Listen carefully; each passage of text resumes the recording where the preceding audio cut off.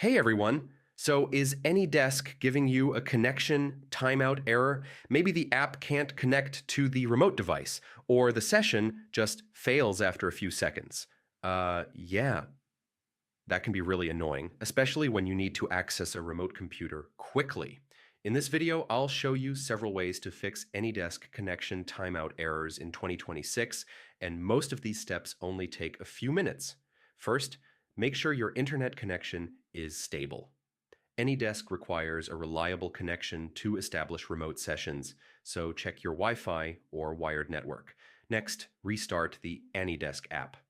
Close it completely from the system tray or task manager, wait a few seconds, and reopen it. This often fixes temporary connection issues. VPNs or proxies can sometimes cause connection timeouts. Try temporarily disabling them and reconnecting to the remote device. Your firewall or antivirus may block AnyDesk connections. Make sure AnyDesk is allowed through your firewall and security software on both devices. Ensure the remote device is powered on and connected to the internet. Connection timeouts often happen when the remote device is offline. If the problem persists, reinstall AnyDesk on both devices.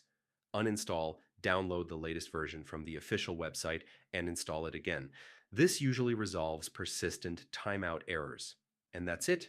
Most AnyDesk connection timeout errors can be fixed by checking your internet, disabling VPNs or firewalls, or reinstalling the app.